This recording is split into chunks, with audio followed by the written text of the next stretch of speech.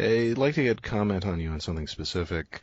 The mayor of Los Angeles, in a surreal moment in a CNN interview with Wolf Blitzer. Oh, they want to boycott us. Well, then Sheriff Joe, I love Sheriff Joe, made a statement, and he said, wonderful, we'll just cut the power supply to Los Angeles. I like that, and I think most of the people who listen to this show liked that concept that, an illegal boycott could be met with retribution of any kind. What I'm specifically referring to is the surreal moment whereby, in a CNN interview with Wolf Blitzer, the mayor of Los Angeles said that, as he called them, undocumented illegals, sort of, it's kind of like, an undocumented taking if you're a thief, and it becomes surreal at a certain point. Why don't we just call them permanent guests? Permanent guests. Mother-in-law guests. that invades your house. You just can't get rid of her. Our national mothers-in-law. I really like that. They're not illegal aliens. They're not undocumented workers. They're national mothers-in-law. That's all they are, He stated that in a truly surreal moment. He stated that undocumented workers, as he calls them, or illegal aliens, as the rest of the U.S. calls them, should be permitted to stay in the U.S. as long as they haven't broken any laws. Apparently, he's either unaware that being in the U.S. illegally is breaking a law. We haven't been able to get him on the phone yet for comment, oddly enough. But well, because it was absurd what he said. What am I doing when I get on I-10 in my Chevrolet Tahoe and I book it at 90 miles an hour? Am I an undocumented zipper? You're an undocumented emergency. That's all it is. When you're speeding, you're an undocumented emergency.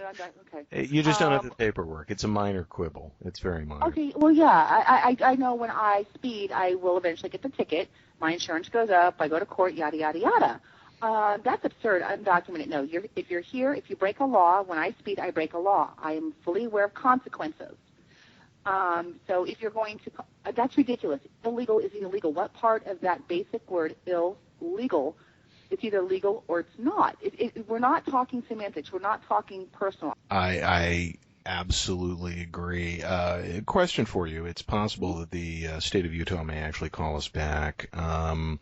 Is there anything that you, as a citizen of the United States, would like to say to the governor of Utah in this whole debacle? He's received a list of 1,300 almost certain illegal immigrants. All I know is when the governor did this law signing, literally U-Haul was flooded. They literally left our state in droves. Oh, we still have tons, don't you worry. But they left our state. So where do you think they went? They went to Utah, right around Arizona. Right. I kind of feel I think honestly the federal government, because we're all broke, is going to have to step in. Either we're going to do what Carter and Reagan did, and every president thus has, and grant amnesty and say this is the last time. After this, we're serious. Oh, no. Let's not do that. I personally, if they do that, I will have to leave Arizona because I cannot afford to pay state tax and federal tax and receive nothing in the benefit. I receive, my children, it is 35 children per a teacher. I am not paying $7,000 a year in state tax for 35 kids and one teacher. I would rather go back to where I'm from, which is Florida, pay no state tax, pay the same amount of real estate tax, and for the $7,000, put my children in a Sacred Heart school. So Arizona had better, things have to change. People are going to get angry. People are going to start picking states based on political views. And I really believe that is a severe possibility. I have think lots they're of already friends who are starting thinking to. of leaving Arizona because of the fact that it's either you're here legally or you're here illegally. You're either speeding or you're not speeding. You're either paying your taxes or you're not. It's not personal. We are discussing a black and white issue that can be written on paper. It's either the law or it's not. Did you know the hospital workers are not allowed, if they feel the person is illegal? My friend works at Banner. She's an admitting girl, and she makes $10 an hour. If she's been trained at Banner Estrella Hospital, she's been trained, if she has any suspicions that the person is illegal, to stop asking for ID. Nor is she allowed, nor is she allowed to call the police department.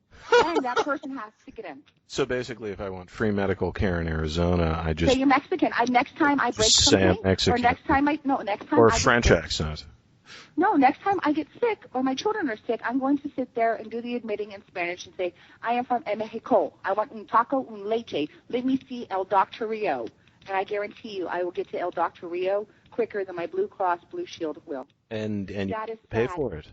And you won't have to pay for it. No, I won't have to pay a copay, deductible, anything. Anything. I think at the very least... and I won't have to worry about being caught because they won't call the police. Because they won't call the police.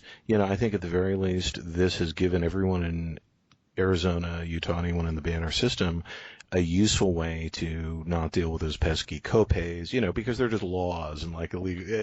It's an undocumented medical visit. That's all it is. We've at least learned the way to get through the Banner system. Just speak in Spanish, and it's free.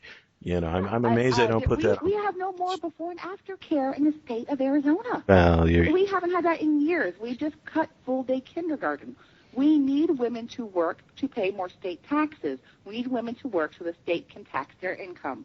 And yet, we have been so flooded with people that work and don't pay anything that those of us who work to pay for these programs, they're cutting that money. Now, women are faced, unless they have a serious career, to pay for before and after care. YMCA is a great program. It's $150 a week per child. Right. So many women are looking at, what do I really make?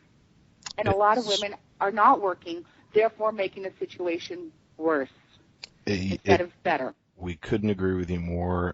We'll probably call you again for follow-up on this after we talk to Utah. We thank you very much for your time, caller. Thank you so much. Bye-bye.